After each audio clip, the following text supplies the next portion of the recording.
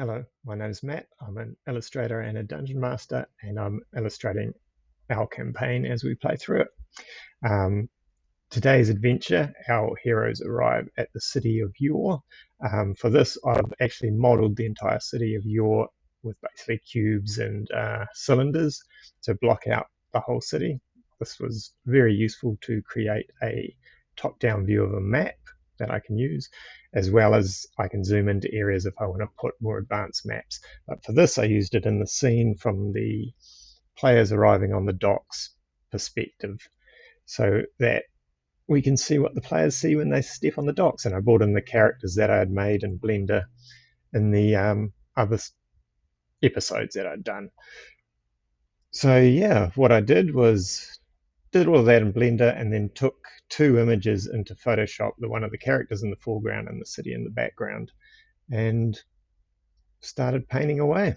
I think it came out pretty good. I was quite happy with it.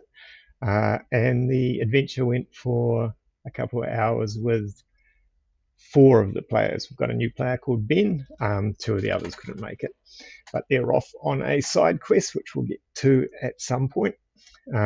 Yeah. So enjoy, and Merry Christmas and Happy New Year's. Thank you. So are we ready to go? Yeah, man, let's fucking do it. Okay. Let's make these games, mate. So you guys find yourself standing on the docks, not on the docks, sorry, on the deck of the Bloated Barnacle as you're making your way to YORE in the morning.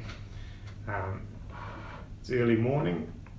The sun is rising ahead of you, shining over the city through 2 mountain peaks that sit behind the city. As you approach, you still hear talking of what happened last night, where the shadows burst from the lantern flames and started attacking your party, and there's all sorts of rumours spreading around the deck as to what actually happened, all sorts of speculation. Corks is sure they were trying to get his corks of power. Lost spirits often, this is what he says, lost spirits often try find these items of power in an attempt to claw their way back into the living world, and he's sure they're after his corks. He sensed a little bit of paranoia from corks in this. But there's other theories as well. There's some of the sailors are saying, "Oh, I bet they came in on those crates that we loaded on the ship." Bet you the Duke knows more about that. Maybe it's some sort of machine, some sort of portal. Yeah, and there's other rumours as well. There's the obvious one that they think maybe the spirits of the 3 mutineers that you guys killed, Copper and Flagstaff and First Mate Scabbers, they weren't sent for a proper burial. Maybe their spirits lingered, and that's why they attacked you. Hateful shades that wanted their revenge. No one's sure though, lots of speculation. And as you're approaching, the city of YORE starts to come into view.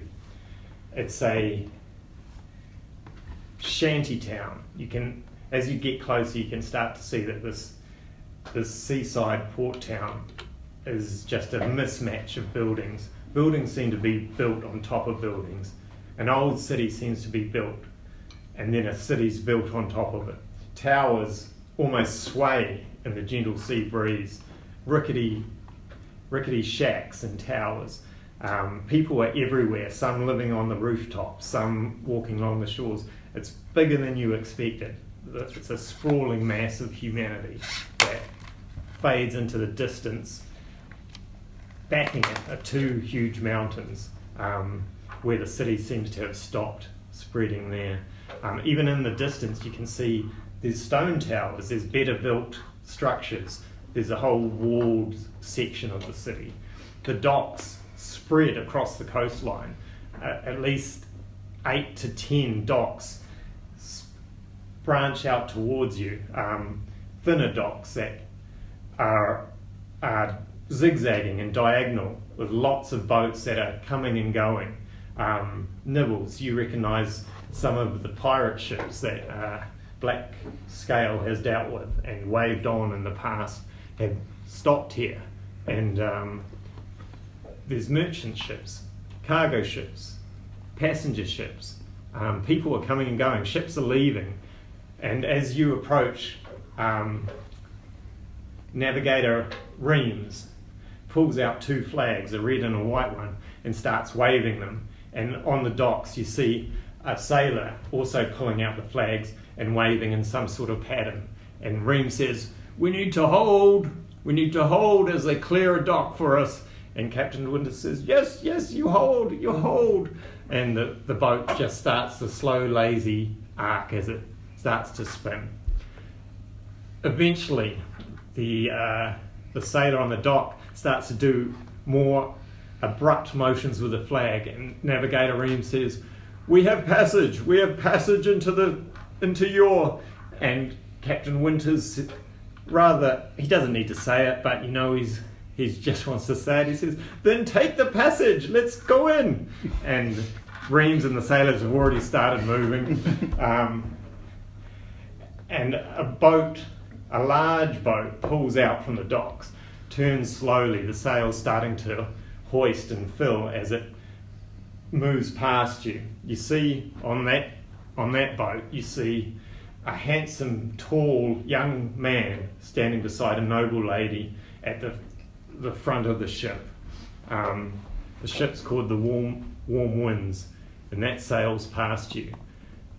Steering at the steering wheel is a tall, huge man with a bull-like head, and beside him is a rather portly but dashing-looking nobleman with a curled moustache. And beside him is a pimply-faced young youth who doesn't look like he belongs there. And they're all heading off to the open ocean. Who knows where they're going or what adventures they will be going on. The docks open up, and the crew, your crew, very skilled. Nibbles, you're helping as first mate. Everyone ignoring Captain Winter's orders as they pull into the docks and pull up. Ropes are thrown from people on the docks, and the boat is secured, and you are now free to make your way into the sprawling city of YORE. Even on these long docks that stagger their way into YORE, there's lots of people on here. There's fishermen, there's sailors moving to and fro. And the one thing that catches your eye is there's lots of these rather large cat-like creatures that are everywhere. Some are sitting on the pylons of the docks, just watching. Some are swimming below through the docks, every now and then diving and disappearing out of view as they hunt for fish. Even from here you can see some of them leaping like monkeys between the rickety towers that sway in the breeze. These are the Kriska that Captain Winters told you about, the watchers over YORE. And they do seem to be watching you. Even as your boat pulls up, you notice that some of them are there sitting and just watching, almost up on their hind legs, small hands, furry hands, up against their chests as they watch and twitter to each other and chirp. Captain Winters says, we are here, we have made it. Again, the 3-day journey. This is where we must part ways for a while, my friends. What I suggest is that we meet at the Maiden's Legs in 2 days' time. And Cork says, yes, I plan on leaving the morning after these 2 days, whether you come for me or not. I must make my way and find the 13th cork. If you do not join me, I understand. You are young men who must find your own way in this world. But know this, if you do not witness me achieve the 13th cork, You will regret it for the rest of your life. Nibbles is like eating all that up. He's Yeah. like, Yeah. Oh, and he also says to you, Nibbles, the one who's shown the most interest in his passion. He says, young Nibbles, come. Nibbles hops over. And he says, let us start your own collection, young man. Here is the scintillating snifter, the least powerful of the 13, but it is a good start for you. And Nibble, well, does that differ from the scintillating stopper? It is exactly the same thing. It gets different names in different territories. You know how these collectors are. And he says, but yes, it will enhance the flavours of any herb or spice you put in a bottle. It is a good start. And then he whispers, there may be more. I have more duplicates. If you come with me, perhaps I will reward you with one. And then he says, but friends, I must prepare for this trip, and I will meet you in 2 nights at the Mermaid's Legs. And whatever you want to do, at least turn up there to see me off. And with that, Corks leaps to the docks, still shirtless, happily showing his cork tattoos and his cork necklace. And as he walks down the docks, he says hello to certain sailors and they turn. He's been a sailor for 159 years. Lots of people know him. And he looks like he belongs in this place and knows exactly where he's going. But he's got things to do for 2 days. Captain Winters turns to you and says, well, I have delivered you, but I think there is more in store for all of us. Me and the Duke will be setting up an adventuring company and profiting from your adventures, I am sure. But first, I must set up navigate the Reams with a crew so he can continue my trade routes. I do not think I will be sailing anymore. It is too dangerous for me. Everyone. Well, you know what everyone wants to do. In a day, they almost mutilated me again to have first mate Nibbles here become the captain. And he says, but ask me what you want. Also, you are welcome to stay aboard this boat. It will be docked here. You can still use the rooms. Or you can find lodging within YORE. But we will meet in 2 days. I understand many of you have things you need to do, people you need to see here. So I leave you for 2 days to explore the city, have fun, be young men, as you will. And we will meet at the Mermaid's Legs in 2 days and discuss what we will do next. And the Duke is standing beside him and he says, yeah, I have some things I need to do too. I think I will catch up with you lads also at the Mermaid's Legs in 2 days if that is okay. And as he says that, it's quite interesting. You notice that marching down the docks towards you is a group of 6 soldiers, actually dressed in soldier colours, and they're making their way to you, and you see the sailors casting dark looks to these soldiers. They look very out of place here. As far as you guys knew, it wasn't a regimented town or whatever. Leading the way is a tall, rather imperious looking man. He has a monocle in one eye, and as he gets closer he says, Duke Mooch, we have come to escort you to see Lady Poldark of the Nobles District. She requires your presence, as discussed. And the Duke sort of takes this all in and says, yes, it is excellent to have an escort. I will join you. And he says, may I bring my friends? And the tall, imperious noble says, you may bring one, that is all. this is just a private audience with the lady. And Duke looks at Grothmark, the tall, strapping Grothmark, and says, well, lad, do you want to step into the noble side of things for a while? And Grothmark says, me like, me want. And the Duke says, excellent. Well, we'll catch up with you lads in 2 days. Have fun. And those two join this procession. The soldiers, who seem to be of representing a noble house, step in line behind the Duke and Grothmark and the tall, imperious man.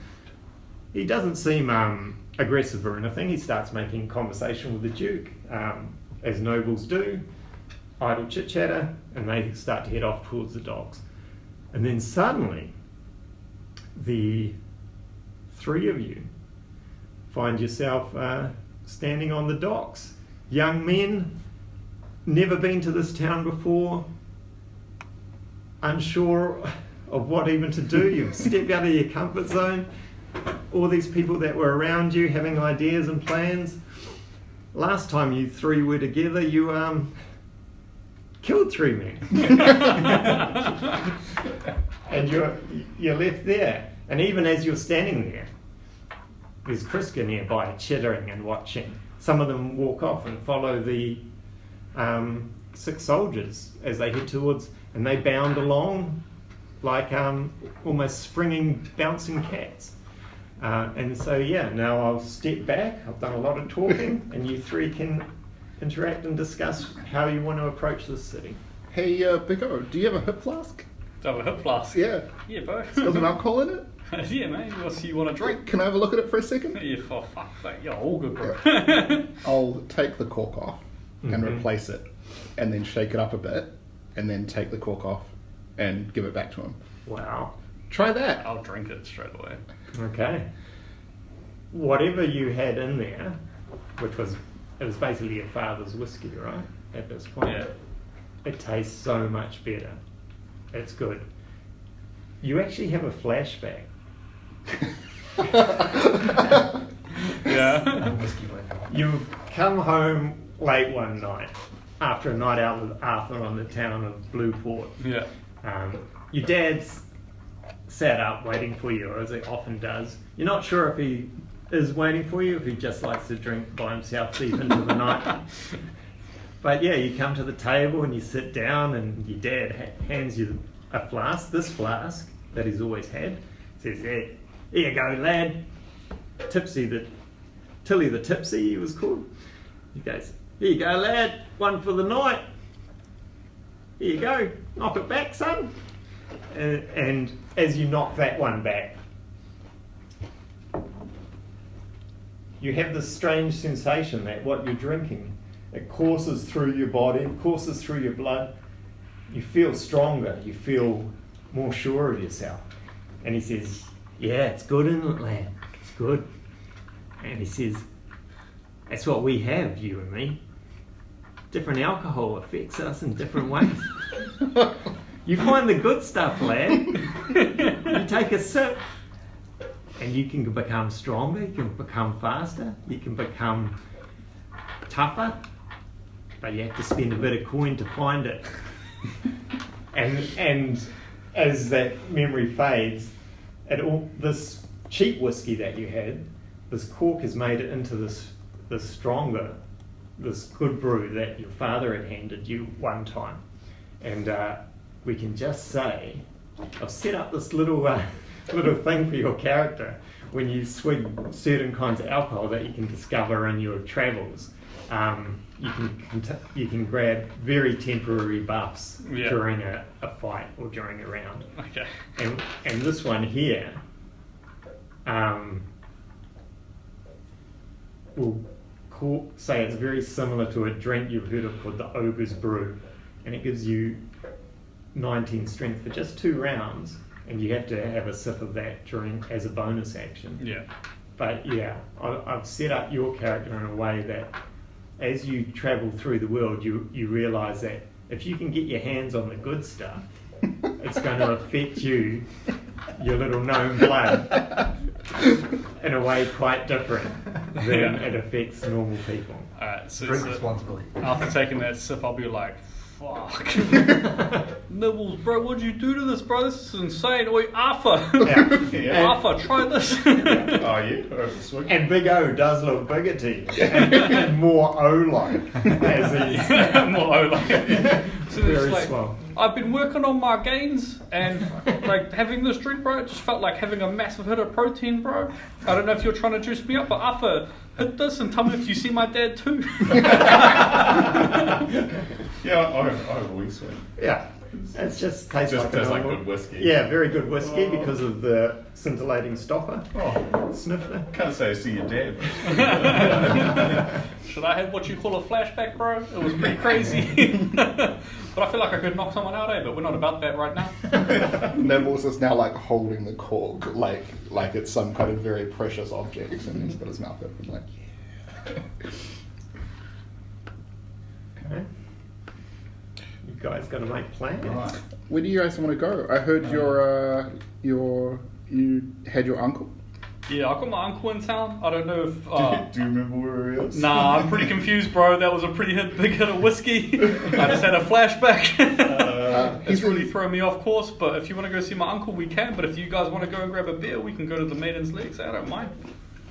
Your uncle's in Greasetown in 12 Stop Lane. Fuck, I'm glad you know that. Yeah. Bro. I definitely forgot. Nibbles gets like flicking through a little notebook and he puts it away.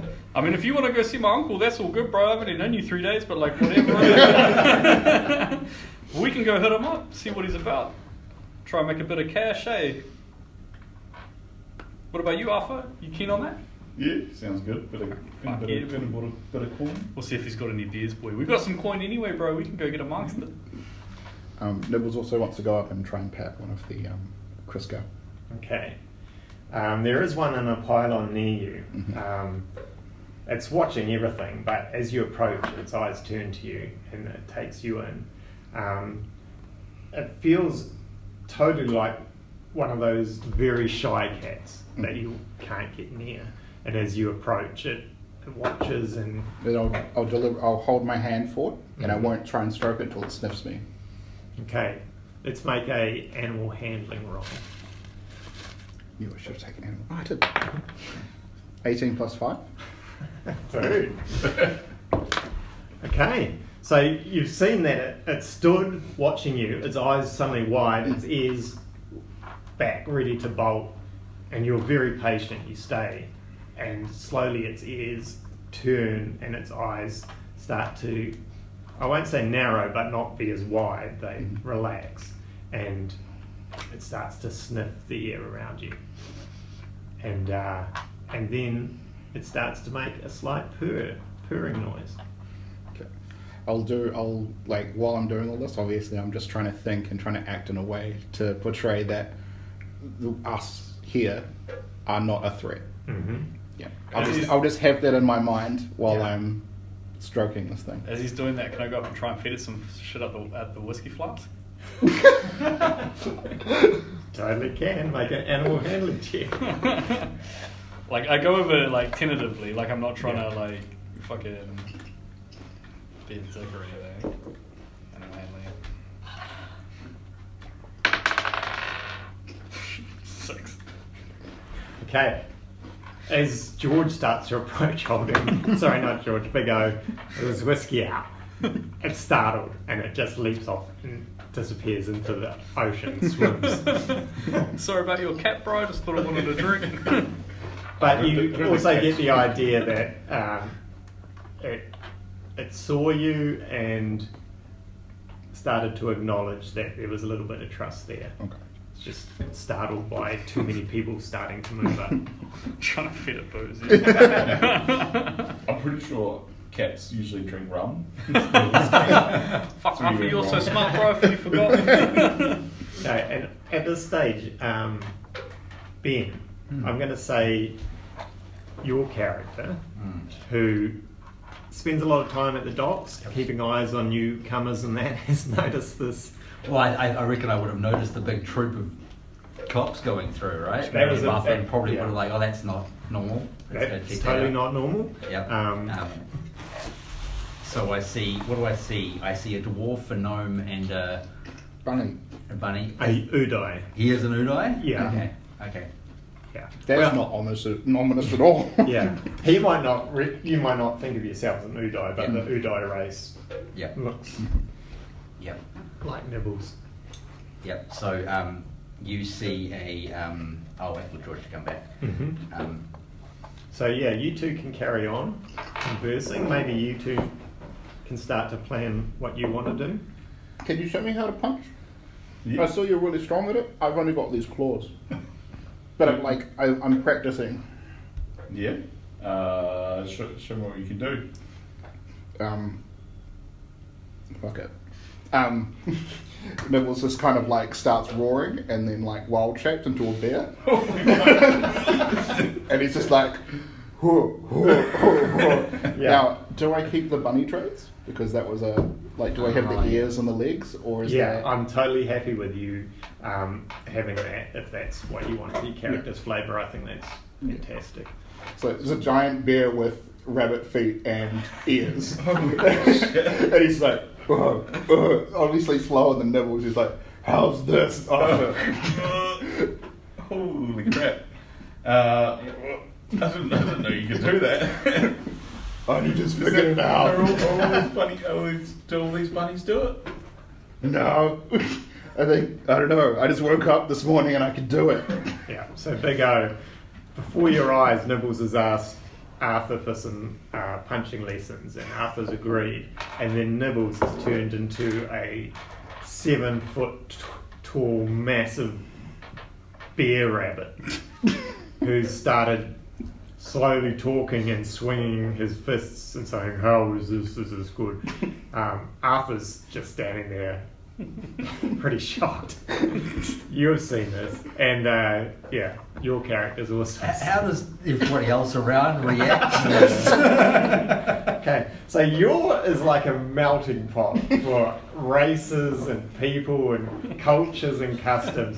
A lot of the old sailors have seen it all. There's one fisherman next to him and looks over and it's like, you're scaring the fish, shush. Shush. But yeah, there's so many different races and things that happen here. So no one considers that magic. Well, that's a good point. Shit. That's a very good point. Let's say for now, no, there are shape changes. There are people that look very different to each other. Yeah, so not considered magic, just considered a racial thing at this point. I completely forgot about the magic thing. I'm going to write that down right now. Yeah. It's funny because so did I. Yeah. Okay. So nearby is a short blue person. He's like about 5 foot high. So tall.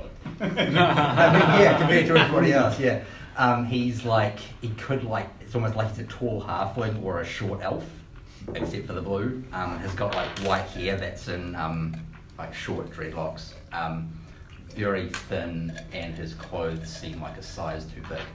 Like he's wearing kind of like a sleeved robe and just basic clothes. And he's like kind of like a little bit stunned by the sudden transformation, and haven't seen that before. Interesting. Hello, gentlemen. Welcome to YORE. Can I help you with anything?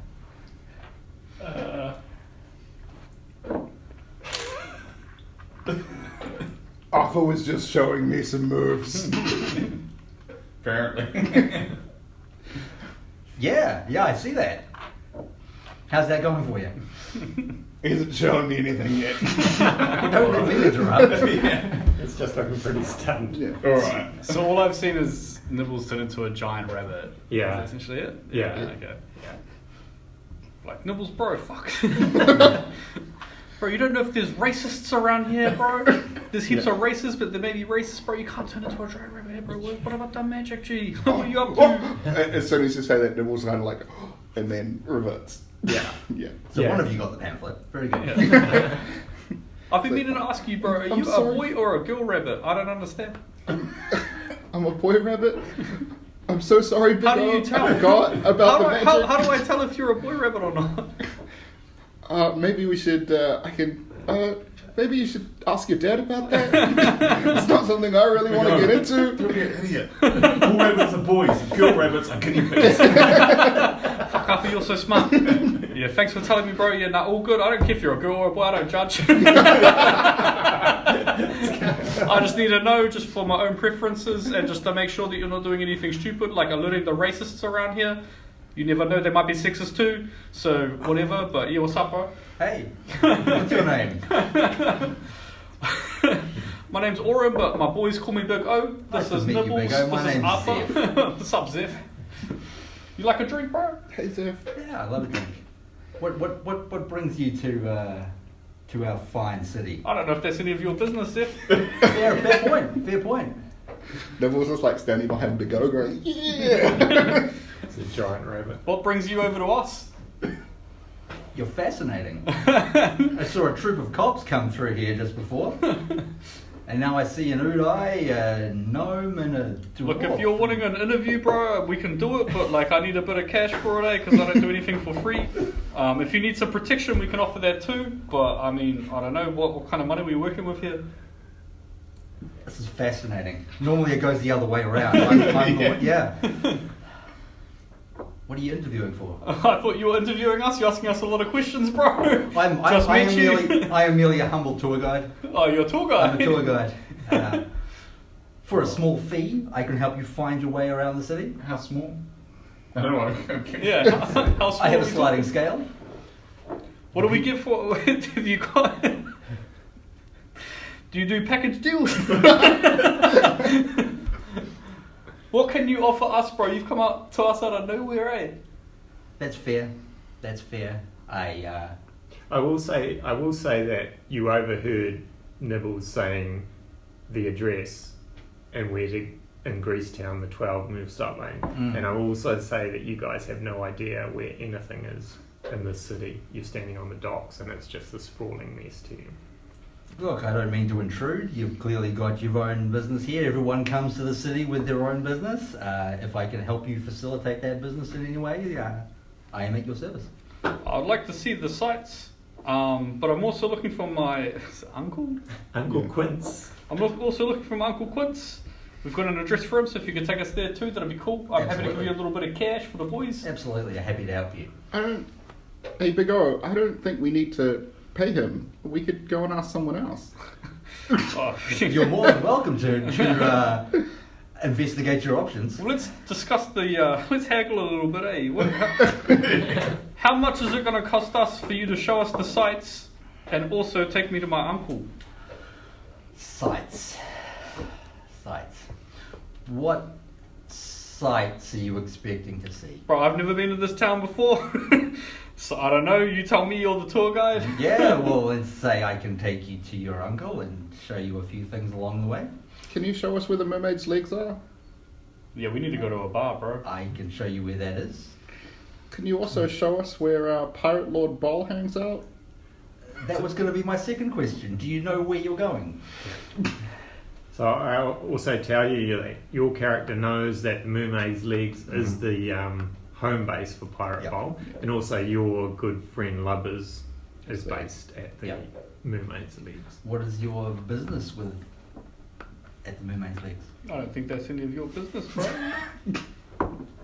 You ask a lot of questions for a tour guide, eh? Why don't we just pay you and you can take us where we want to go? That's fair. Sweet as, bro. Do some good business, eh? Why? You haven't even told us the price yet. Like I said, it's a sliding scale. Depends on what you put here. As he puts his hand out, I just slap his hand. I like high fives, bro. Hold on.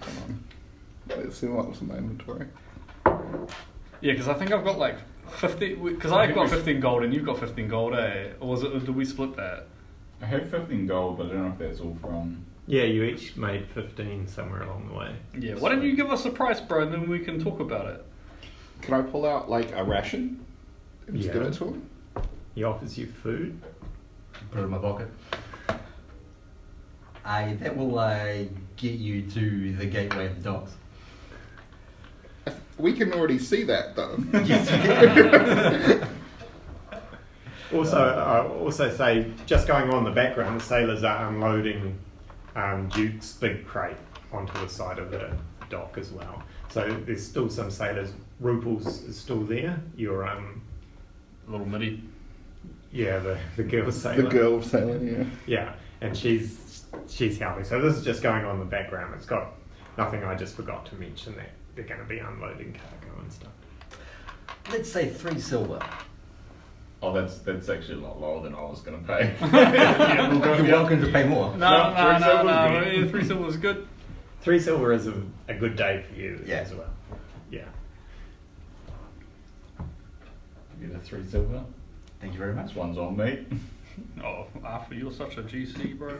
Thanks, Arthur. Thanks for knocking those people out and making us some cash. Follow me. Okay, so where are you taking them first? I'll take them on the safest journey I know to that area that avoids the most gang territory. We want to pay tolls along the way, kind of thing. And I think I know some passageways. Yeah. So unbeknownst to you guys, this guide is actually, he seems to be swerving and taking through different streets, avoiding certain alleyways. He seems to know the city like the back of his hand, and yeah, unbeknownst to you, he is avoiding a lot of trouble that you could find yourself in if you wander into the wrong parts of town. Nibbles would have brought it out his book. And it's Captain Winters gave us a map, right? Did you say? Yes. Yeah. He would have traced the map into his book and be drawing a line over all the paths we're taking. Yeah. So you notice through your map, you start off going through the boonies, which is quite a safe area. It's the shipyard area where they pull up ships. There's a lot of old sailors here who now are ship hands working on preparing ships. There's timber yards and everything here. Quite safe. Then he avoids a place called the Scar, which is a big green part on your map that he seems to be going out of his way to avoid, even though you could cut through there as a shortcut, because you do see now where Greasetown is.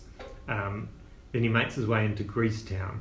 All along the way there's lots of people mingling and moving, sailors making their way back to their ships, travellers almost looking as lost as you guys were, locals, merchants moving back and forward. It's a sea of humanity. Overhead, Kriska are leaping over the rooftops.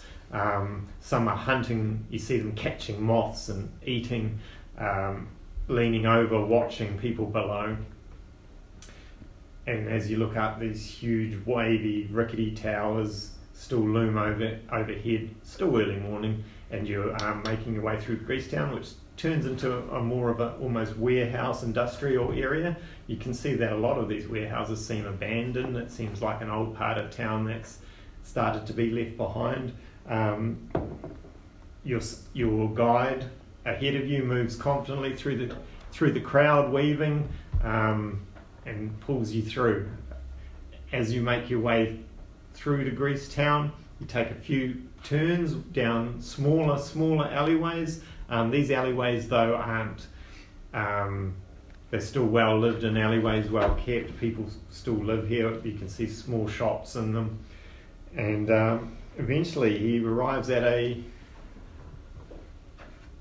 alleyway that's not signposted or anything, but you say, "This is Mulestop Lane." You know of Quince Quigley. He's a well-known man about town. He tried to run a newspaper business. But you know the problem with running an investigative newspaper business in a town full of pirates is it's very easy to expose that there's a criminal element in the town, but that criminal element basically runs the town, and it's no big news to have these big expose articles. You also know a rumour that Quince Quigley, his business failing, couldn't afford to pay the protection money that Pirate Bowl offers, and his business fell out of the protection circle, and so he's actually been evicted recently by a criminal gang out of his business and warehouse, but you know he's been living nearby. You've got fingers on the pulse throughout the site. So I take them to the address where he was kicked out of originally, and then, oh, I see, you're looking for Quince. Yeah. This way. Yeah. Yeah. Yeah. And so, you see him stop at the warehouse, and then he turns, and a few doors down there's a small little room, and this is where he says Quince Quigley lives. Sweet. Oh, thanks for the tour, bro. It was kind of weird that you didn't say anything the entire way. We paid you good silver for a bit of a tour. I think we were promised a couple of sites on the way. Yeah, I just feel like we were just taken on a walk, but that's all Yeah, good. there isn't anything to see. That's not what you told us at the beginning. No, I told you I'd take you where you needed to go. Oh, you said you were going to take us to see the sites, bro. That's We what we did are. take a detour. This has been a detour to get here. Well, you've told us nothing about the city, but that's all good. We did get where we needed to go. I guess like you just didn't earn a tip, but that's fine. That's fair. But can you tell me anything about Quince? Because I haven't met him before, eh? I'll tell you what, if you tell me some stuff about him, I'll give you another silver, eh, for the boys. And for our shared storytelling experience, you can say whatever you want that you think you know about Quince, and that's what we'll go with. Quince, yes, tried to run a newspaper, investigative journalism, they call it. He didn't pick the right spot for that sort of thing. You need to be in a place where people want their secrets exposed to have good business running that kind of newspaper, and YORE is in a place where people want their secrets exposed. Well, if I knew how to read, that would be real interesting. Sounds There's pretty a lot out of of my pictures. range, bro, but yeah, fuck, I like picture books, bro, but that's all good. So he's a bit down on his luck then, is he? Yeah, that would seem so. Shit, well, I've got 15 gold. My mate Arthur helped me make that by Right. knocking someone out. I thought he Fair, was. free piece of advice. You don't need to tip me for this. Don't mention that out loud while you're walking around. Oh, okay, my bad, bro. Sorry. Didn't someone say that Quigley would have jobs for us that we could earn some coin? Oh, that's what my dad said, but my dad's pretty wasted most of the time, so who knows? I guess we'll find out, boys. Let's go have a bit of a word to him, mate. Okay, so you can knock on the door if you like, Yeah. or just walk in. Oh, I'll knock on the door. Mate. Just smack the Yeah. door and go in. Okay, you knock on the door and you hear a shuffling about, and then you hear someone say, "Who's there? Like, yo, Uncle Quince, is that you? Who's this?" This is Oren, but you can call me Big O. I don't judge if you don't want to come out. But my dad told me to come and check you out, and see if you've got any jobs or anything, eh? My dad Tilly. Oh my goodness, little O! Yeah. The door flies open and you see this very small old wizened gnome, hair all over the place. He's wearing brown pants, a rolled up white shirt with suspenders, a pen behind one ear, and he says, "Let's take a look at you. Oh my gosh, you're growing." And he looks up 2 inches. You're a gnome as well. And he says, "Mike, you're a strapping lad now. You're a strapping lad. Good at fighting, are you?" I'm pretty good. I've been told that I've been pretty good looking before as well, but like I don't like to gloat about it. I just try to keep it pretty humble way, Uncle. But fuck, you're all good, eh? I heard you try to run a newspaper business. That'd be cool if I knew how to read. But I heard you ran into some trouble as well. You all good? I heard that we could come to you for some jobs. There's a potential for jobs.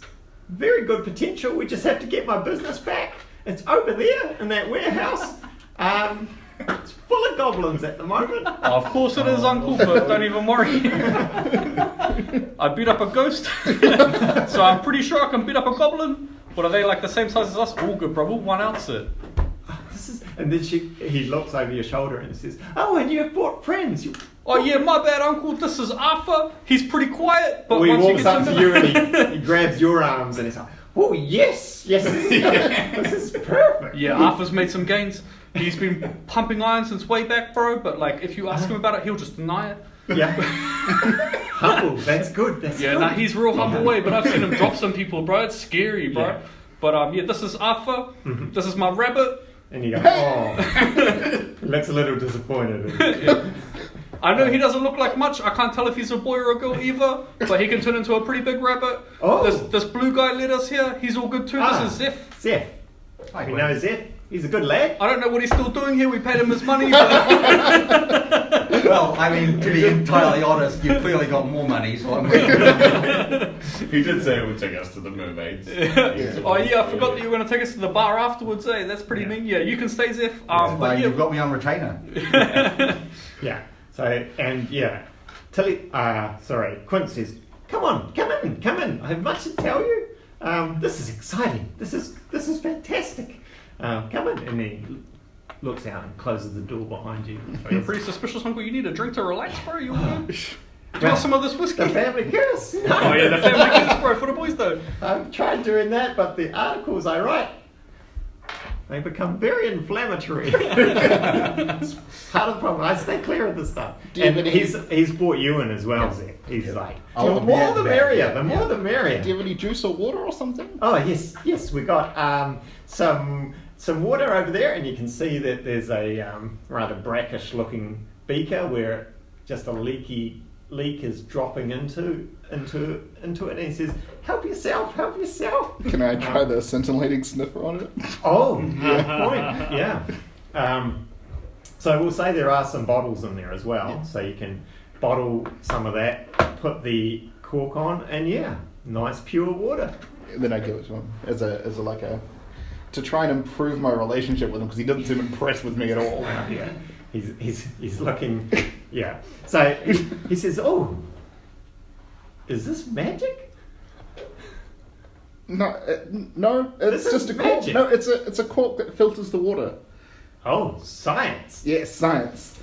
I'm all about science too. I'm supposed to be getting a new printing press soon. And then he says, he sips and says, "Oh, this is very good. Please sit down. And there's a very makeshift table. You can just tell he's been living rough here. He's just moved in. It sort of looks over the warehouse, so he's just been living nearby watching this warehouse. And he'll sit down and he'll start telling you his tale of how his newspaper business it started off all right. They had lots of different stories, but there's only so many happy, cute, fluffy stories you can do. He tried investigative journalism and it just went horribly wrong.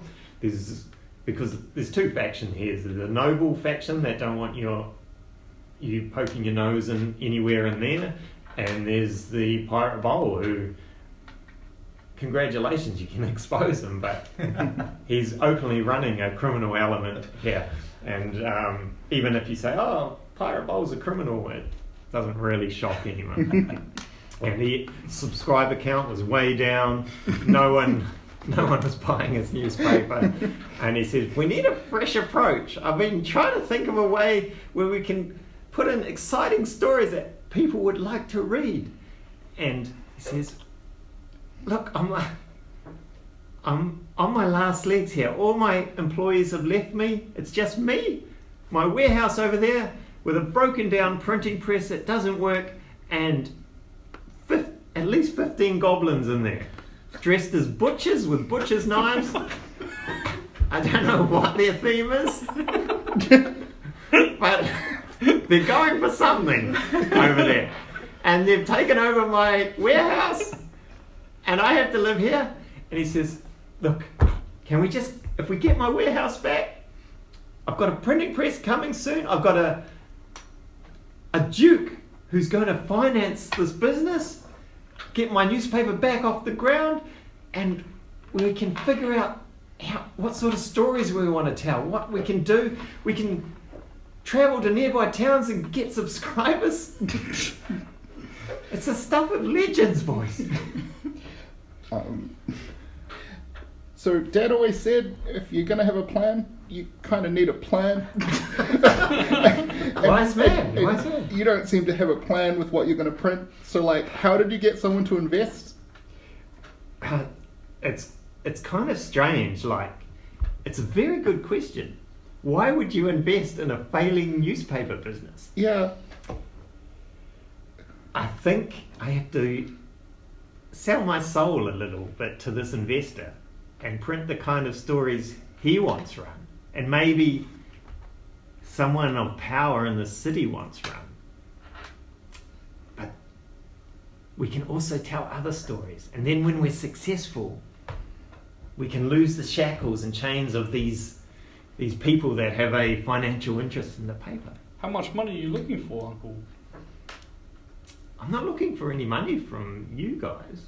Yeah, I know that, but if you're going to get a business kickstarted, you must need some capital. Yes, well, the Duke is putting in over 750 gold. Oh my God. Jeez. That's a lot of money. Yes, he keeps it in a little cylinder safe that he's bringing. So if we were going to go into this with you and beat up these goblins, how much of the percentage would we get? That's my nephew. You've come a long way since you were pooing in your diapers. He says, well, I don't have any money to offer you up front, of course, but yes, I will make you partners in the profits of the business. Oh, that sounds like a pretty good deal. Me, my rabbit, and my mate will be fucking pretty keen if that's the deal, but I don't know. Like, we'll see. So how many goblins is in there again? There were 15. They call themselves the Cutthroat Cutters. That's a pretty gay name. I'm pretty sure we can beat them up. Like I said, we beat up a ghost and like 3 pirates before, so that's all good. I don't know if this blue dude wants in on this, but maybe he does. I don't know, being a tour guide seems kind of weird around here. He didn't really say anything on the whole walk, but whatever. I have a lot of jobs. But yeah, if you need a hand, I'm happy to give you a hand. I've got 15 gold if you need an investor. You don't have to put any money down. If we get my warehouse back and get this printing press set up, then we, and the Duke's money, of course, then we start to figure out what sort of stories we want to print in this paper. What kind of stories do you want to print? Well, I have got a list. I can put up a bulletin board of rumours that have gone around town, or there can even be things happening in other towns that we've got to find out about. Are you essentially saying that you're going to put up these bulletins and we can go on quests to get them? I wouldn't call them quests. I'd call them more investigative journalism. I don't know what that means. That's a pretty big word, but it sounds pretty good to me. Or you, Arthur, do you want to go smash some goblins? Oh, I wouldn't be the first goblin I've punched. That's what I like to hear, bro. You can have a sip of my flask. Or Zeph, what do you want to do, bro? Do you want to kick it with us? Yeah, I may have to increase my rate. Increase your rate? Yeah. We ain't paying you for this. You can become a partner or not, bro. It's up to you. Oh, if I can become a partner, then we can negotiate. Can you give him 1% of the business? He says, he looks at Zeph and says, I need to see what young Zeph can do. He's an excellent runner of the city. Actually, we could do with someone of your skills, to be honest. Tour guiding.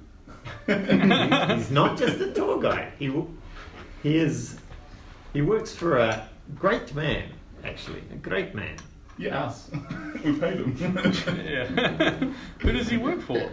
Tinker Talk. Who? Tinker Talk. Tinker Talk. Yes. He's Bro, one who's of the Tinker great Talk? craftsmen of the city, and Is it- very respected even for a Udai. And he has many contacts, actually. And you can see Quince's gears are turning, and he's like, yes, sir, you're in, partner. Partner to, I don't know what we'll call our newspaper. I used to call it the Times of Old Yore. Can we call it Dunder Mifflin? We can discuss and put it to a vote. And if we're gonna be part of the company, can I be the manager and can he be the assistant to the regional manager? Yes. Excellent. But what would I be? I have to be something higher than that. Yeah, you're the CEO, bro. The CEO. I'm just a manager. Okay, so are we in? Do we want to get my warehouse back and start a thriving business? Oh yeah, I'm all about making them capital gains, eh? So yeah. Is it a good idea for us to talk numbers now? Are you talking percentage of the business? Percentages. We could discuss it after we get the warehouse back. Oh yeah. You wouldn't have to have done any stories on Pirate Lord Bol and maybe have some dirt on him at all. I did many. He's stories. saying this. I'm obviously saying this quietly. Yeah, so I'm just going to go bathroom again. So Just so you and him can hear. Yeah. It's tough because these guys are all around. Yeah. Yeah. Oh, maybe I'll wait till they're leaving then. Okay. Yeah. Okay. Our friends Captain Winters and the Duke Mooch, they're setting up an adventurers guild, and they might need some printing press. Did you say Duke Mooch? Duke Mooch. That's my Duke. Oh, do you know Duke Mooch? That's the one who's supplying the printing press and financing my operation. Oh, it's cool. We met him 3 days ago. Yeah. He's a really nice guy. Really? Yeah. When I dealt with him, he was very rude and abrupt. Yeah, son. No, that's just how he is. Really? Yeah. Okay. Well, if you like him, then I will like him. I thought it would be a difficult partnership, to be honest. He had very high demands, and yes, I thought, as I said, I thought I was selling my soul in dealing with him. But if you like him, I will start with a fresh slate. No, he's a nice guy. He helped us. There was a mutiny on the ship, Mm-hmm. and we stopped the mutiny. So How? You can see him Arthur- starting to sit back and start taking notes. How did you stop such a mutiny? Big O killed the guy, and then Arthur killed the guy, Murder! And Yeah. he killed and then I ripped some guy's throat out. Triple murder! This is amazing. This is a story right here. And you can see him start to take notes. And he says, "We will explore this further on. This could be opening page. This is amazing." They were just talking about their the mutiny on your ship. Yeah. Particular story. Apparently, Duke Mooch is the same Duke. Oh, you know Duke Mooch? This is my potential business partner. Oh, Duke Mooch is off. He's pretty good, eh? He hooked us up with some cash. I was just telling I like that guy. these guys, I only dealt with them by correspondence. Oh yeah, nah, he's a GC, bro. He's a good guy, bro. If you want to get into business with him, he's one of the boys. So I'll be happy to do that with you. If we need to remove these goblins, that's what we got to do. If it makes things easier for you, yeah. Excellent. This is all working out wonderfully. I am talking very much like Captain Winters at the moment. No, sorry, a little gnome voice, sorry. And he says, "Okay, so we can go across the road and evict these goblins. Shall we do that?" Yeah, I'm down for that. Do we have a plan of action? Can you tell us like the layout of the building and potentially what we might be coming up against and any advantages that we might have or might consider? You have come a long way. and he says, "Well, they are..." Just a second. They are led by a bigger goblin who calls himself Boss Butch. And he runs the show. And I think if we can beat him up, the other goblins might fall in line. Goblins are cowardly creatures that look up to an alpha male. So you belittle and defeat their alpha male, they might start to accept you as their boss. Oh, that's pretty crazy. I never knew the goblins were so interested in newspaper printing. What are they actually doing in there? I have no idea. They just... See, the problem is when Pirate Bol's protection no longer protects you, he lets smaller gangs still exist that find out that you're no longer protected, and they just take advantage of the situation. And act like gangsters for a while, not fearing the wrath of Pirate Bowl, almost doing him a service by showing what a mistake it is not to accept Pirate Bowl's protection. Yeah, it's pretty crazy that they go for a news press. Who knows what they're doing? Who knows what they're printing? That's pretty crazy, but we need to set it straight. Little goblin newspapers. Did goblins even read? Yeah, have you read anything that they've printed so far? I'm pretty sure they're not running a newspaper. That's unbelievable, Uncle. Yeah, sure, we will go and sort that out for you. I'm pretty sure that one of us will be happy to challenge the leader to a 1 ounce. If not, we can just drop the shoulder into them. It doesn't really matter. I don't know if the boys are up for this, but that's all good with me. Seems like a pretty good deal. We'll discuss the percentages afterwards. What do you guys reckon? Sounds good. It sounds like a good idea, because then we're helping out Jude Mooch. Oh, excellent. And he rolls up his sleeves a little bit further and he says, let's go sort this shit out. And he starts to march off towards the goblin warehouse. Suddenly, a new lease of life in this old withered gnome who's been down on his luck for you don't know how long. And he starts to march towards the warehouse. Shall we take a little break and then get into a confrontation? Sure. Yeah, sure. Okay, I'll just get the look. Sweet. I might go downstairs for a quick vape. How long we got? Yeah. So, Should I put my boy on the map? not yet. Okay. So, yeah, as you all leave Quince's little shack and start to cross the road, Nibbles, you pull aside Quince to the side and ask your question.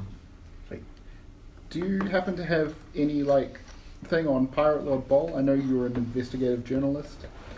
Do you have any things that he might not want people knowing, or do you have any dirt on him at all? It's actually quite surprising. We did try to dig up a lot of dirt on Pirate Bowl, and he's actually done a lot of good in this world. He stood up to the pirates when they were committing the mass culling 17 years ago and sinking the ships of the refugees that were trying to leave this land. Why was he sinking ships of refugees that were trying to leave? He wasn't. He was stopping it. Yeah. Him and a group of pirates stood up against the pirate lords that were under the employ of the king at the time. And that's why he became a pirate, is to leave the coin of the king and become a true pirate. So he seems like a relatively good guy then, is what you're saying. As far as pirates go, yes. Okay, well, it's good to know. He said, yes, 17 years ago. It was a day of infamy where the orcs and the Udai were shipped off from this land by the king, who had no more land for them. He shipped them off to other waters. But many of those ships were sunk and destroyed before they even reached their destinations by the pirate lords. It is said that Pirate Bowl stood against this. How old's Nibbles? 17. Let's ask the same question. What a strange turn of events. Nibbles gets out his notebook and writes this down. He's gears are clicking into his head. Mm-hmm. Thinking he needs to find more about whatever happened 17 years ago. Yeah. And Quince carries on his march to the his warehouse across the road and knocks heavily on the door and then steps back and goes, "You guys go in and come and get me when you've finished whatever's the plan in there." Did you need to knock? Oh, you're right, it's my building, we can do what we want. And he just opens the door and says, "There you go." Do I know another way to get into this place that might be... You don't really. It's like It's a very narrow alleyway. This is a front-facing, almost warehouse situation with just a few boarded up windows and a door. You do know that this building has a small story above it and a basement below it. But yeah, to get to the back of it involves going through another big maze of streets. It's almost sitting against the scar, which you know is just an abandoned area of town that no one goes in. There's no roof access or anything like that? Not from here. I mean, as a runner, it could involve going further back, finding a way up the roofs, leaping across planks and making your way to this area, but nothing close by. I mean, he's knocked on the door and opened it. I feel like surprise. Yeah, our surprise is gone. He says, I'm an editor, not a tactician. All right, thanks, Quincy. We'll, Just come and get me when you've sorted it out. Right. I'm sure we can handle this. Oh, we all good, bro. We'll just challenge the leader to a 1 ounce. If he doesn't want to take it, we'll beat up his boys. I'll give him a chance to leave. Yeah. I'll just we're in front of an open door, right? Yeah, you can see in the building there's a few small goblin heads like looking around as you're milling outside the door. okay, I guess we're just strolling in there. Right. I'm just gonna step in very confidently and just go, right, you little green bastards. You get 10 seconds to fuck off. Knock the sense out of every single one of You feel there's like 10 goblin heads all lean over, and some of them, look a little shocked. They're all dressed in white butcher aprons and have like a big butcher's knives in different parts of their bodies, and there's one bigger than the others, and he's like looking at you. So let's roll an intimidation check just to see. Fuck off. That was well said.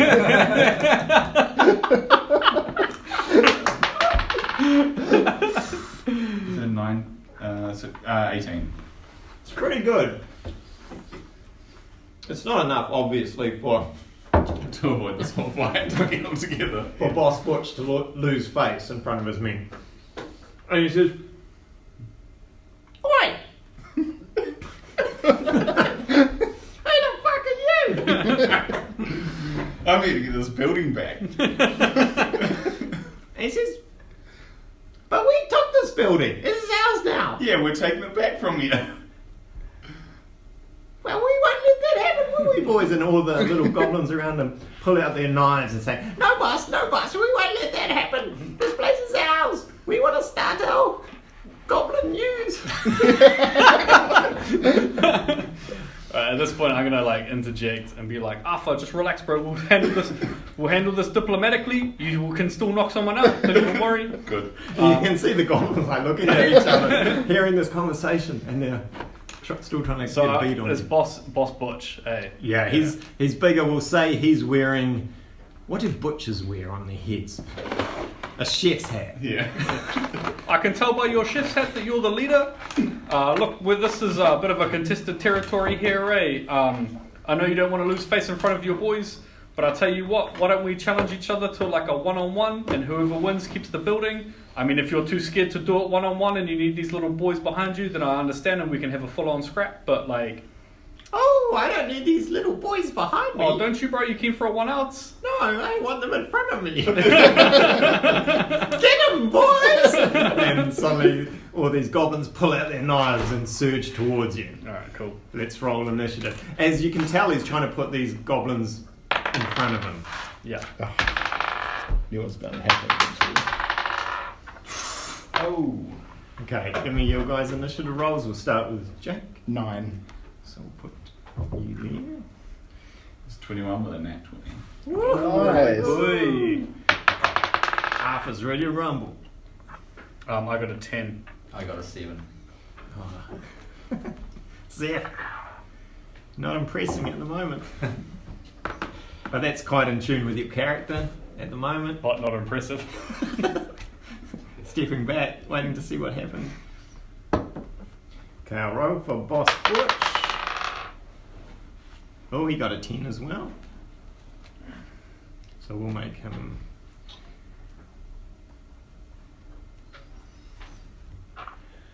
And I'll just roll for the goblins as a unit for now, which get a 17. Shit. Okay, so there's 1, 2, 3, 4, 5, 6, 7 goblins in this room, and Boss Butch. Arthur, you go first. Where are we? Where are we? Okay, so you've come into that doorway. Just over here. Yeah, that's the door, and you can have Arthur in the front with O next to him, and Zeph near the doorway with Nibbles. Oh, oops! I grabbed all the figures. Hey, they're my backup goblins. Yeah, they're over there now. And there's a horde of goblins behind you. I'll change. I'll be Lepinas this time. Okay.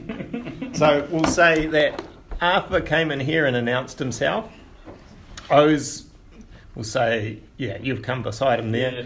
Nibbles here, and Zeph, still unsure about what the heck's going on with these people, is stepping behind you to see how you handle situations.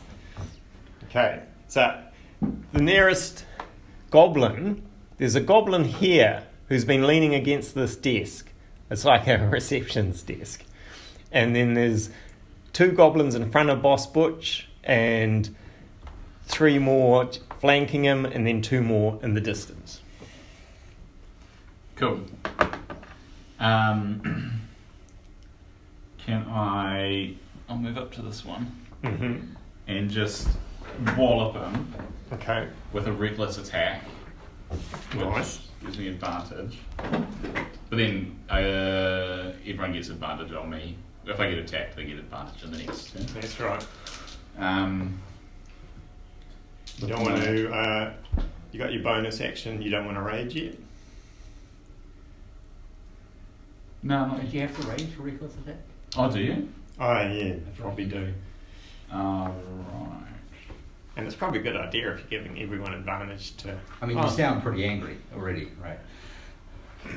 Fuck minutes to fuck off. Fuck out! Yeah, might as well rage. It's so funny. I'm gonna give you guys fuck. Fuck off. It's like being in the city for what, like an hour? It's like Trailer Park Boys, I'll give you $100 to fuck off. Cool. So that's a rage and reckless attack. It's like a 15 plus. It's like a 19. Yeah, you hit, but you do know these creatures are quite nimble and quick. But you do hit with this attack. Cool. So yeah, roll your damage. Was this rage gives me +2 damage, right? Yeah. So 5 damage. Okay.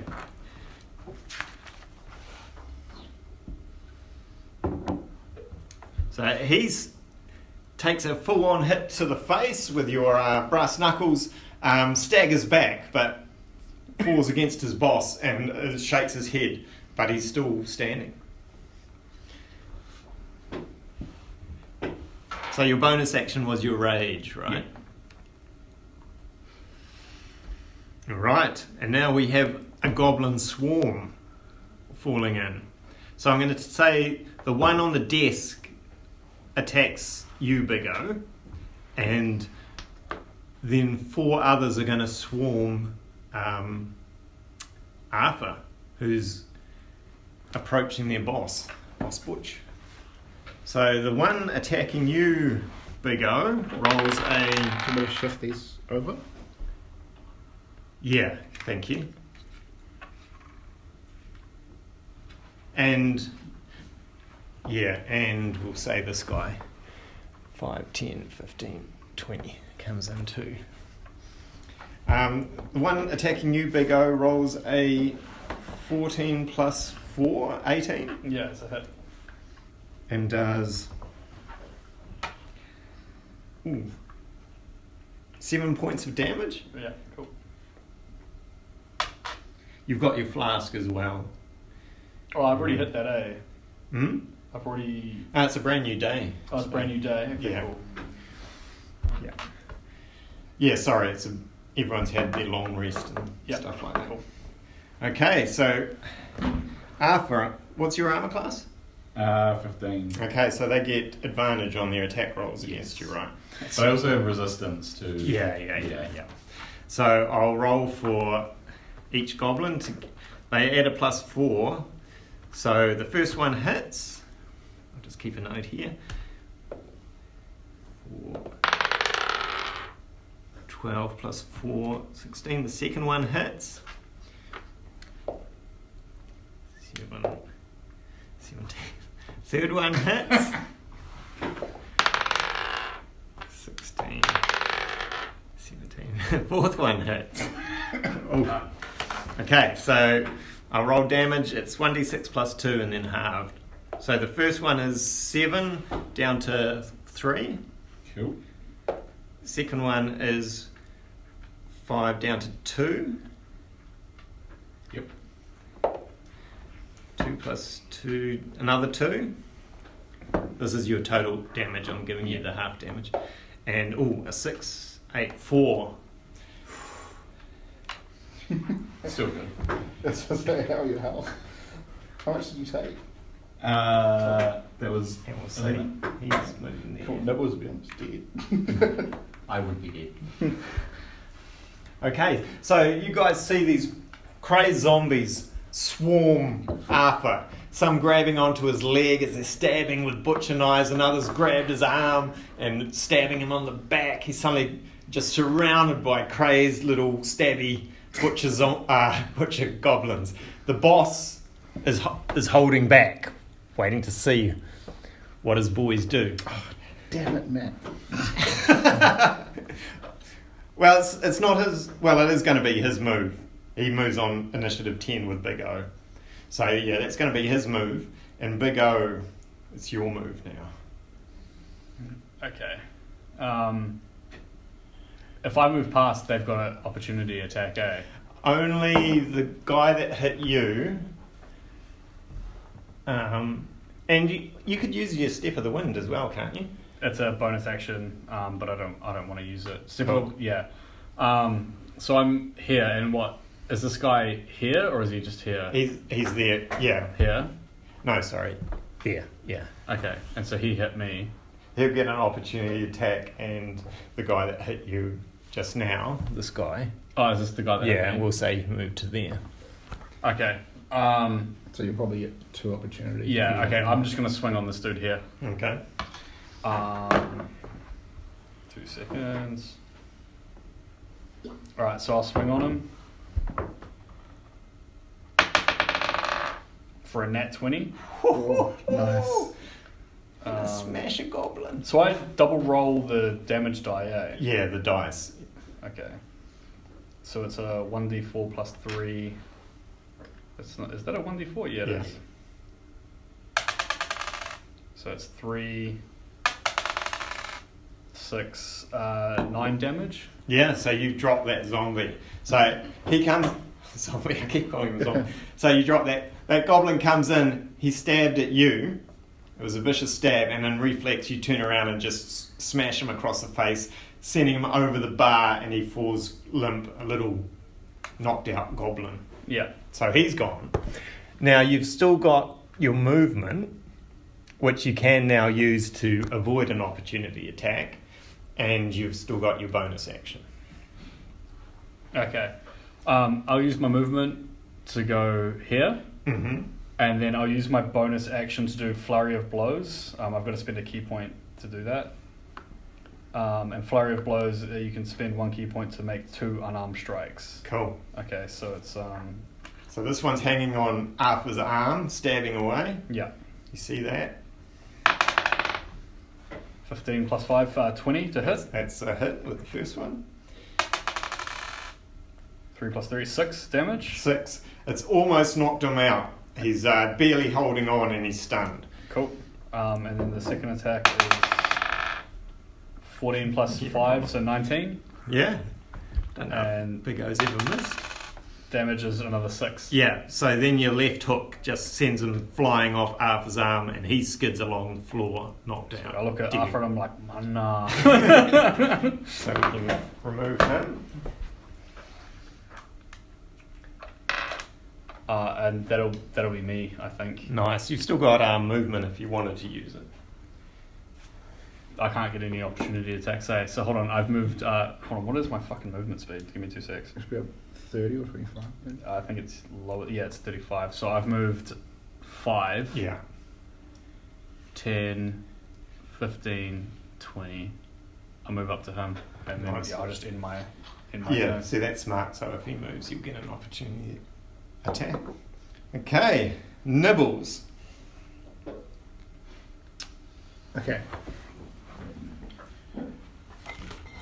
I think I'm going to cast Entangle Okay, and target it like here cool. What's the or radius? here. It's 20. So I wanted to target it so it hits this guy and as many goblins as I can Okay, without hitting Arthur. without hitting Arthur and without hitting So you might have to go a bit further back. further back. Like here is I'd say it can be done, totally. Yeah. Except for maybe this guy. Yeah, he won't be able to get hit. Yeah, but oh no, instead we can say except for maybe this guy. Okay. And then you can cover this sort of radius. Yeah. So do they all have to make saves or something? Yeah. So yeah, it's a DC 13 strength save. Okay. Yeah, so Nibbles will like just pull out a little flask full of green liquid and go and smash it on the floor. Okay, you lob it over. Yeah. It explodes into a sticky kind of glue. What do they have to save against, sorry? 13 strength save. Okay, I think they're -1 actually to strength. So we'll say -1 to that. So I'll mark each one that fails. This works. Yeah. So if they've got a cross on them, they've failed. Unfortunately, we've got black dice. So he failed. Oh,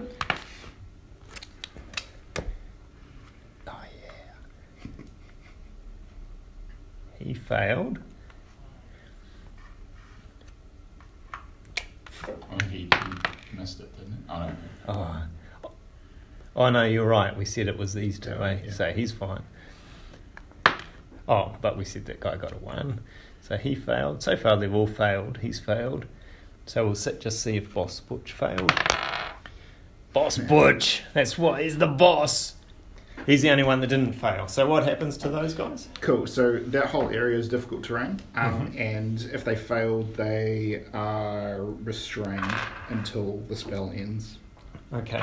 Do you know what a restrained effect means? Yeah. So a creature restrained by the plants can use an action to make a strength check against the spell save DC. On a success, it frees itself. So it's just restrained until it succeeds on that. So it can still attack from there, but it can't move? Yeah, it can't move. Okay. Oh well. Yeah. Just have to double check. I think restrain means 0 movement. Yeah. Cool. Cool. So yeah, suddenly this green gobulous glue just starts to surround these goblins, and it's tendrils of sticky substance are tying them to the floor, and their feet can't find purchase on the slippery surface. They're restrained. And I have a question. Mm-hmm. Concentration while wild shaped. I think you've got to cast it. If you cast it before you're wild shaped, you keep can maintain it. Yeah. Cool. Then Nibbles will turn into a giant bear. Bear rabbit.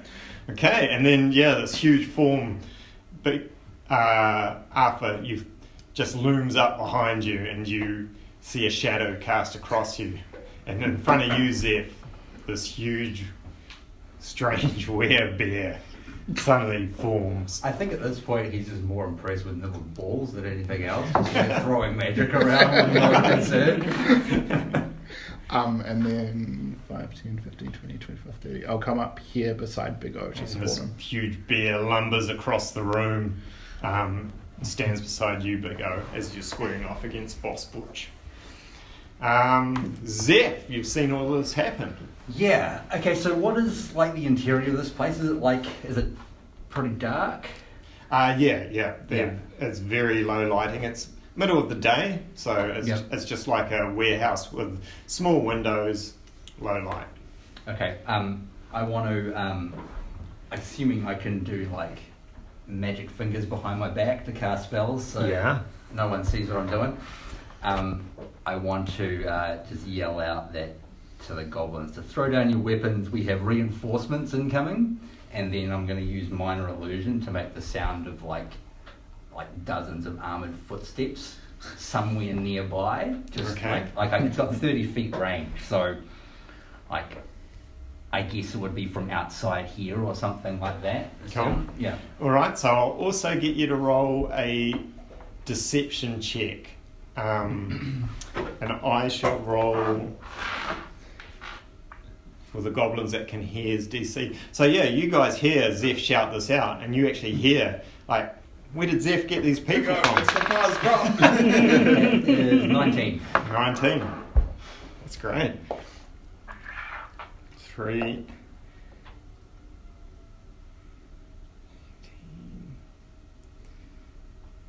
Just got to see their ability scores. Yeah, there's no additions for them. So I'm going to say a lot of the goblins are fearful, so they're going to look to Boss Butch, who's going to make a roll against your deception.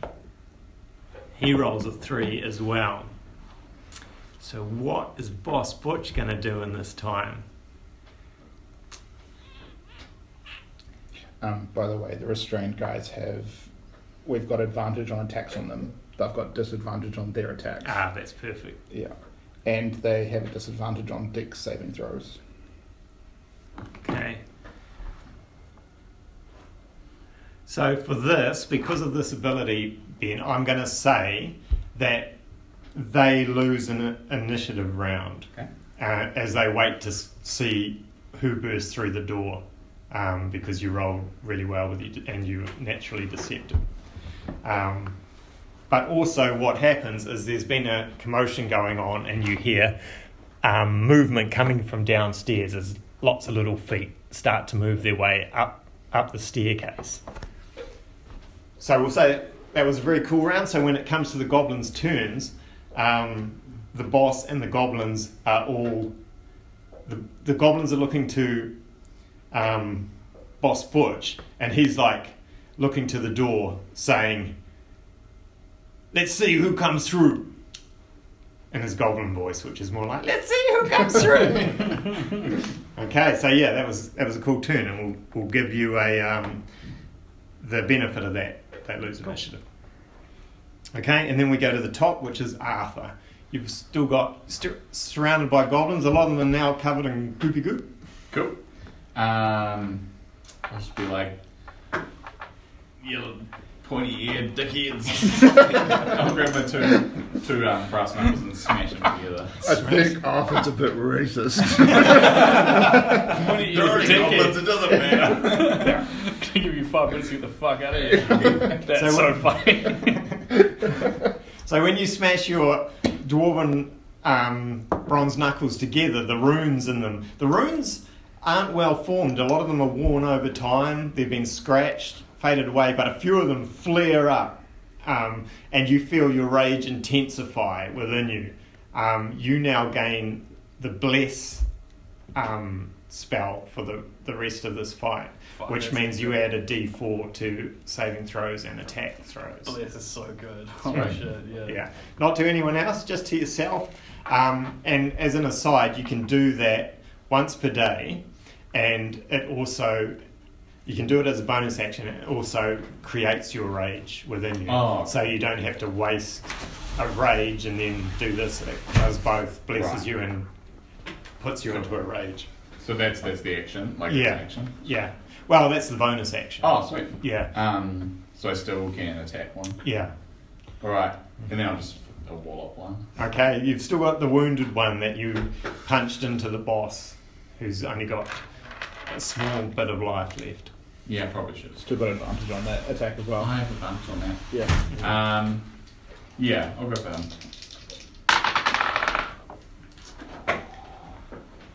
So 19? Yep. Oh, that's like a 20 something. Okay, yeah, and we can just say he's only got 2 hit points left. So while in your rage, you want to see how much you've done. you smash your knuckles together, your rage intensifies, and you surge forward with a huge right hand that destroys and kills this goblin. So he's... Say it's him. He's gone. Cool. Nice. It's now the goblins' turn, but they're all frozen, thinking that there's this huge army of... they're not sure, is it Pirate Bowl's men? Has the protection been lifted? They look to their boss, and he looks as stunned. He can't make a decision. And they're all frozen looking around. But as that happens... 1, 2, 3, 4, and little Cubie, 5. Someone come running up the stairs saying, "What's the matter, boss? What's going on?" And the boss is like, wait, hold. And yeah, they suddenly enter the fray. There's 1, 2, 3, 4, 5 more goblins that have come up from the basement downstairs doing their goblin stuff, whatever that is. So now we go to Big O. Do I have advantage on attacks against him? Is he caught in the thing? He's the only one that didn't get caught. Alright, I'm just gonna straight look at him and be like, no. And then I'm gonna swing on him. Okay. With an unarmed strike. Shit. 12? No. Okay, well, I'm gonna use my bonus actions to... Hold on. Blows. Okay, I'm gonna spend a key point to do it. That's the last of my key points. Okay. To flurry of blows on him. 2 more attacks. Yeah. 19? Yes, that hits. Cool. 4 damage. 4 damage. Okay. Yeah, so that's a 22. Nice. And another 5 damage. 5 damage. Okay. He takes both of your punches. You draw blood, but he's still standing and still looking. He's not looking dazed or anything. You used to, so far in all your fights, you've been dropping people left, right, but he's taken 2 of your best blows, staggered, but his teeth are bared and he's ready to carry on the fight. Sweet. It's Boss Bush's turn, but he's also frozen, looking fearfully at the door, waiting for someone to burst through. Jake. Yeah, Nibbles just said you should have left, and goes to bite his throat for 1 attack. So that's 18. It's a hit. And 7 plus 4, 11 damage. You rip out a huge part of his throat. This rabbit bear leans back and blood trails. His mouth's already covered deep in blood, scarlet red, and Boss Butch staggers back, barely standing, still on his feet. His chef hat falls to the floor. And yeah, he's suddenly looking like he doesn't know what's going on, fearful, eyes wide, barely standing. Oh, Nibbles will take a second attack. The huge bear rabbits keep surging forward. Is this a claw attack? This is claws, yeah. So that was 19. It's a hit. I'll roll it again. 6, 7, 8, 9, 10, 11. Oh, That's devastation. And so this were rabbit rips out the throat, and this powerful boss, staggers back, and then a huge clawed hand comes down and just tears through his shoulder, halfway through his chest, and falls out, entrails everything, spilling off it as the Boss Butch is no more and falls as ribs exposed, a mass of gore, and the goblins are like, look at you in awe and say, "You're the boss! You're the boss now!" And they all drop their knives and all just wait. Okay. Nibbles will just yell out, "Run!" And they say, "You're the boss!" And yeah, they just scurry. running past all of you through the back door. Quince is standing there watching this line of goblins. How many have we got left? 1, 2, 3, 4. A few are struggling in the entangled goo gob, trying their best to leave, and picking legs, and they go, we want to, but we're stuck. The others are running out, and so yeah, there's 4 left that how long are they stuck there for? I'll drop concentration. Okay, and the gobbledygook just starts to dissolve and fall, and they flee, and silence settles in the room.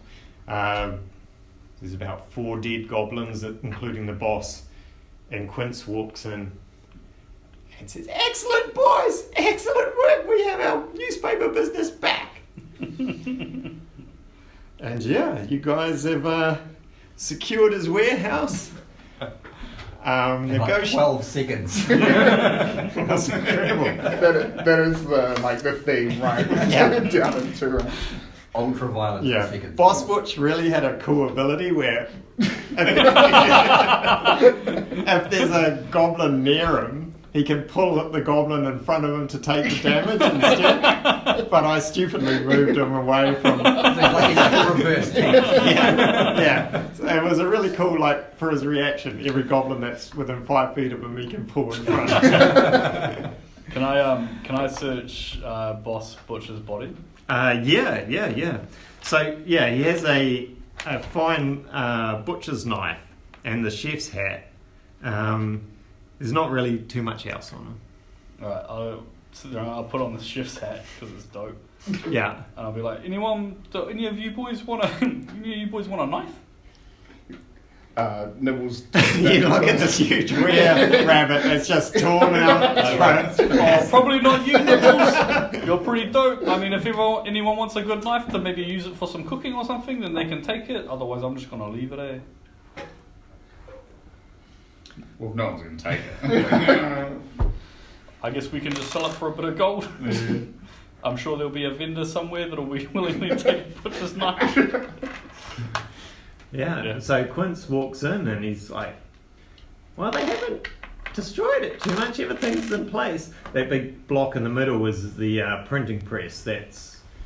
He says, It was covered in goo. it's covered in goo. He said it was already not working. We just couldn't afford the maintenance, but we've got the new one coming in. Once that's going, I'll get up a bulletin board with potential story leads. And yes, I'm very happy to discuss partnership. I'm seeing the Duke already has a 50% share, and I have 50%. So I can divide up my 50% a little bit and give you each, say, 5% share in the profits. Has the Duke already given you the money for the 50% share? No, he has not. Well, then I think that we should wait to see what happens with that. Maybe we can discuss it. I mean, we did most of the work here. This is very true. That Duke is very hard to... he doesn't turn up much, does he? Yeah, no, he's pretty hard to get a hold of. He likes to sleep quite a lot. I mean, he makes a big talk about wanting to be part of the experience, but he seems to be quite absent. And so maybe we just wait and see what kind of money he offers you, and then we can have a chat about what's going to happen. But I mean, I don't know what these boys want to do. That's just my personal opinion. He says, "Well, I'm open to it. I've already made a deal with the Duke, but you sound like you have inside word with him. Perhaps we can renegotiate." I think the Duke's always going to be up for a bit of banter, so we'll see what happens. Maybe we can haggle a bit. I mean, we did free this printing press from goblins. They obviously had some issues on their mind that they wanted to get out there, but were incapable of doing so. Yeah, you can see they've tried to write stuff on the printing press, but it's just terrible articles like, "Mr. Bowl is a stink face." It's just terrible articles. They've got promise, right? They're not quite there yet. Yeah. I mean, it's really nice to see that they made an effort, but And Quint says, yeah, so there's a basement downstairs. We just kept records and everything down there, and there's offices upstairs. But But yeah, you can live here if you want. Set up rooms. We'll wait till we catch up with the Duke and discuss terms. As you say, you have secured the place of business. And it sounds like you already have fascinating stories, and we've made one more story. We've defeated the mighty cutthroat cutters. Was that their names? Yeah, they came up with that themselves. I don't think they actually cut anyone. And yeah, young Zeph is standing in the doorway listening to all of this. Still an outsider to your group. And I don't know if his what he did resonated with you guys, if they took into account what you actually did and achieved. So yeah, I feel like Zeph still has a way to go to be part of this. You three have already been through quite a bit. So yeah, Zeph, do you have anything to say? You're standing awkwardly by the doorway as they're talking. I'm kind of just staring at Nibbles. I'm like, don't take this the wrong way, but you're terrifying. At this, he would have dropped back down into his little thing. And he thinks he doesn't look any more terrifying, but he's just got blood. Entrails, yeah. If you imagine a rabbit just with a bloody maw. So the fact that it's a rabbit makes it worse.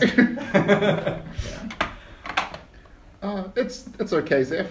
Like you seem like a good guy, so I'm not going to attack you for any reason. Good to know. But if you mess with us, then I mean, hey. I take no offence at that. That's completely reasonable. I would just say that maybe don't do that where other people can see you. is that because of the magic thing? Yeah, the magic thing. I'm not supposed to do that. Right? It's illegal, but it's not like the police are gonna show up. They're just gonna make a mob and tear themselves. He wipes the blood off his mouth. I mean, I think that if you make a fair point, but what did you do with all that green goo, bro? that wasn't me. Who did that? Oh shit. Yeah. Nibbles, yeah, maybe don't do magic right here, bro. You also do notice in the rafters and that there are Kriska, and they've been watching the whole thing.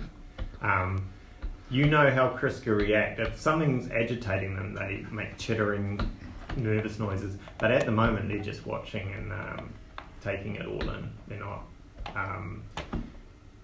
being agitated or anything. There is like a Chris King law is if you take back what was taken from you. Right. That's fine in terms of how this town works. And so the Kriska are watching, but not agitated or judgmental anyway. They don't judge. As far as I like these Kriska. right? They can just be like, Yeah, but they've seen everything. So we can wind up that session there if you guys like. Yeah, sounds good. Yeah, what Quince is going to do is actually put up a bulletin board with. can I just one thing? I'd just be like, Quince, have you ever considered fiction? Well, a fiction, well, we're not against it. I mean, I'm just saying, the people they don't really need to be reminded about how shitty this place is. Maybe just help them forget a little bit. Maybe that'll boost your. the idea has merit. We know a captain who has lots of stories. He's the best swordsman on this ship. Really? Yeah. Well, maybe we could interview him. See, you guys have a wealth of information.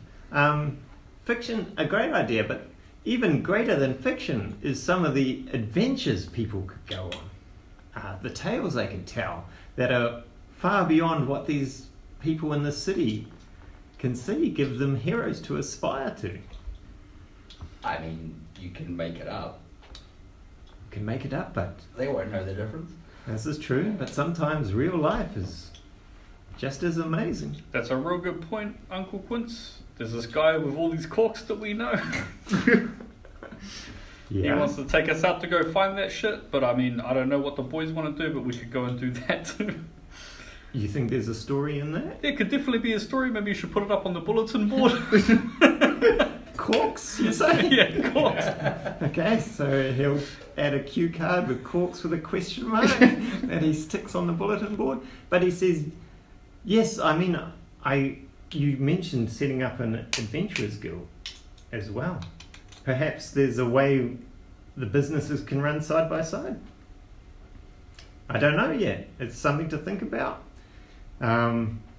Obviously, my last approach failed, so I am totally open to new suggestions as to how to get this business off the ground here. You seem like you don't know a lot about newspaper printing. This is. And he's like, well, yes, I think it has more to do with this city. I was a very good investigative journalist, but I moved here to this city and thought I can make a new start here, and nothing worked. Nothing worked. As you can see, I was kicked out of my warehouse by goblins. It's alright, happens to us all. Did you pay the Pirate Lord Bold by any chance for protection? I couldn't afford to. Okay, well maybe we need to set you up with that.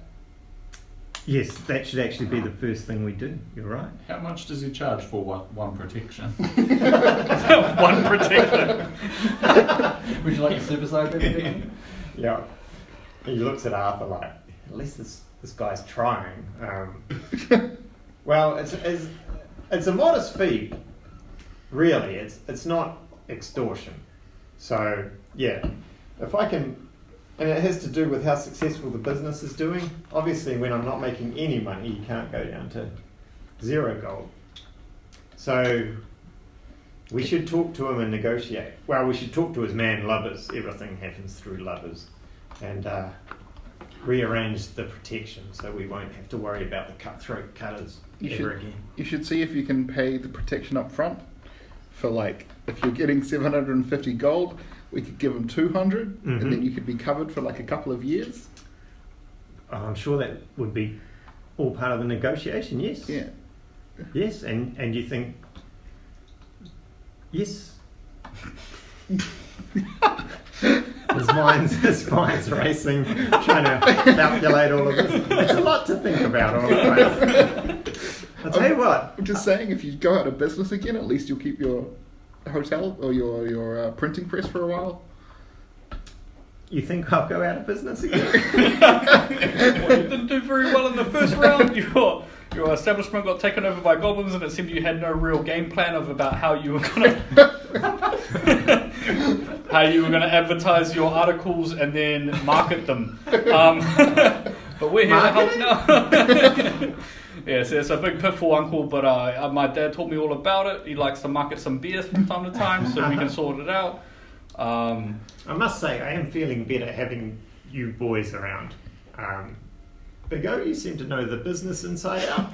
Yeah, I'm pretty good. And you did really beat up those goblins.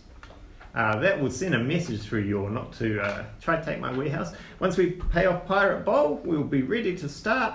I will put together the bulletin board. You boys relax for the rest of the day. You can set up shop here if you like, or explore the town. And yeah, it's really only lunchtime at the moment. Got a whole lot of that. Yeah. That's all good to know, Uncle. I mean, I don't like to judge, but when it comes to goblins, I'm pretty racist. Yeah, it's fair enough. They're a pretty nasty bunch. There's no really redeeming features amongst them. Yeah, I know. I really don't like them or their skin colour. I've never liked green. We don't mention the skin colour. Yeah, but yeah, at this point you can start to decide. You originally had extra plans with Zeph to show you around to different places if you still want to do that. Is it worth... do you think Zeph could go and take us to the Mermaid's Legs and we go and get a drink? You asking me because I'm the leader? You seem like you know what you're talking about. I'm just talking shit, bro. I'm pretty drunk right now. I had a pretty big hit on the flask. But Zeph, do you reckon you could take us to the pub for the boys? I am definitely within my capabilities. Oh, that's brilliant, bro. How much you want this time? Oh, let's call it part of the 3 silver. Oh, that's brilliant, bro. Yeah, Let's do that's it. my retainer for That's the good game. mana, bro. That's good mana. Yeah, cool. I'm down. Okay, so the boys of Blueport start to make their way to the Oh, mermaids. no. Oh. Nibbles is going to grab paper and clean himself off because he's covered in blood before he goes outside. Actually, I could just walk over and just go and clean you off. How'd you do that? Let's talk about it later. That looks like it was magic. How strange. Yeah, so Zeph, this blue boy, waves his hand in front of you, and suddenly there's a breeze that blows across you, and everything dissipates and dissolves into the air. You feel fresh and clean as a spring breeze. Thanks, Seth. I appreciate that. I mean, to be fair, it's for me too, because if I'm walking through town with a guy covered in blood, it draws attention. Normally I wouldn't care, but it seems like there's some rules around here that I Yeah. need to learn. Yeah, and even the Crisco that watch you, they're not agitated by this. Yeah. But yeah, and Quinn says, well, I'll start to square this place away and reset up shop. Take the rest of the day off. Thanks, Uncle Quince. And, We appreciate it after beating up some Yeah. goblins that you didn't deal with. Thanks for the break. Yeah. But be here 8 o'clock tomorrow morning. Big day ahead. Well, you choose the time you want to come. Aren't we living here? Weren't we? Well, it's up to you. You know you've got offers of you can stay on the ship. You can start to move. Oh, in so the here. ship's still there? Yeah, it's going to stay there in port while Captain Winters sets up a new crew because half of them were mutineers and all killed.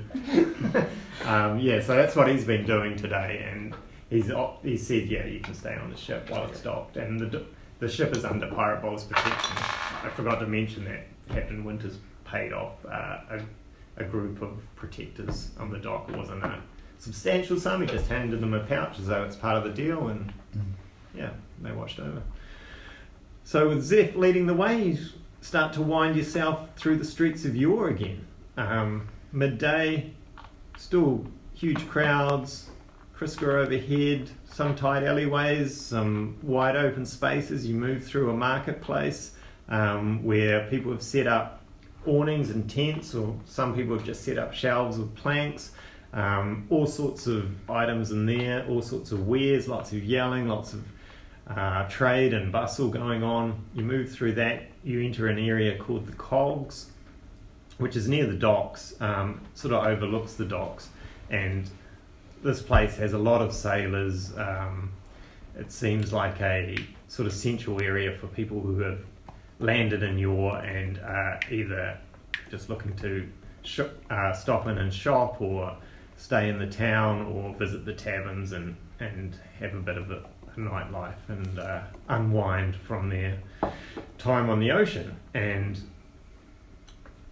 yeah, Zeph brings you up to the Mermaid's Legs. It's a huge tavern that overlooks the docks. It goes up a couple of stories. You can see there's balconies on top with attractive ladies leaning down, yelling at the sailors below. Sailors good-naturedly are going into this place. Some are drinking outside on tables. There's some huge dragonborn that seem to be watching over the place, guarding it. And yeah, we'll leave it at that, where you approach the doors. Is there a carving of a mermaid? There's just a very rough sign Yeah. that just says the Mermaid's Legs. Big board hanging down from chains. Someone hasn't tried to draw a mermaid with legs. Yeah. That would just be a person. I was just about to turn and ask Arthur. It's like, It's the person. yeah. Do you know what a mermaid with legs looks like? Because I thought mermaids had fish tails. Yeah, it's just a woman. It's just, Big O says you're really smart, so I thought you might know the answer to this Yeah, question. no, I've seen them. It's just a woman that lives in the ocean. Yeah, he's answered your question. Yeah. So cool. Me. Yeah. Sweet. Yeah. And so yeah, you've secured a potential side business, and Newspaper business. there might be Yeah, quest like lines. everyone makes, right? That's going to make 0 coin.